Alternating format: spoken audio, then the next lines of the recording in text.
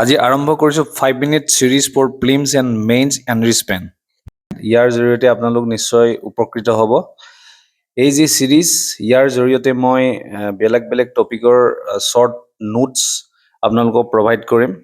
আপোনালোকে সেই পইণ্টছখিনি প্ৰিলিমছৰ কাৰণে মনত ৰাখিব আৰু মেইনছৰ বিভিন্ন এনচাৰ ব্যৱহাৰ কৰিবৰ কাৰণে আপোনালোক উপকৃত হ'ব। আপোনালোকে দেখিলেই গম পাব। আজিৰ topic GST, a comprehensive multi-stage destination-based indirect tax that subsumes major central and state tax. ইয়াৰ লক্ষ্য to create a unified national market with seamless input tax credit and reduce tax cascading.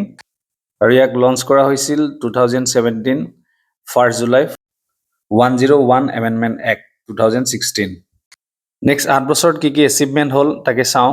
First, widen tax base. Tax base to bahil GST taxpayer base grow to over 1.45 crore by 2025. Second, revenue milestone. Total collection 1.65 lakh crore in financial year 2025. Aru 2.10 lakh crore in April 2025. It is a record high hoy. 3 number ase improve refund processing. Refund processing to fast hol.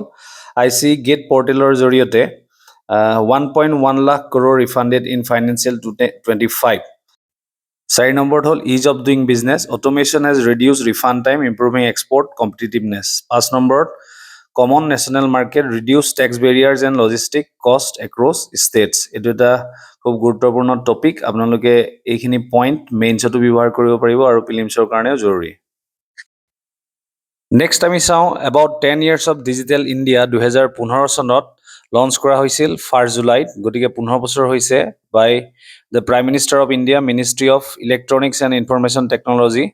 Vision to transform India into a digitally empowered society and knowledge economy. Objective deliver digital infrastructure as a utility to every citizen and ensure governance and services on demand and digitally empower citizens. এটা খুব গুৰুত্বপূৰ্ণ topic হয়। আমি ইয়াৰ বিষয়ে জানিম যে 10 বছৰত কি কি এচিভমেণ্ট হ'ল। First, internet access to grow' হ'ল। তাৰ পাৰ্চেণ্টেজটো ইয়াত দিয়া আছে। Secondly, digital payments. India leads the world in digital transaction.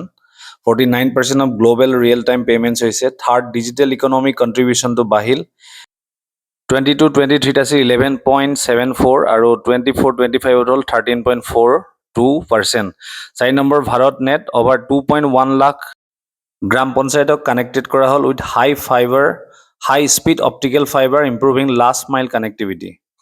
5 number, ডিজিলকাৰত এচিভমেণ্ট। 53.92 crore চিটিজেনে ডিজিলকাৰ ইউজ কৰে। Access documents like PAN card, Aadhaar card etcetera. 6 number, UMANG app offers 2,300 plus services in 23 languages with over 8.34 crore registered users.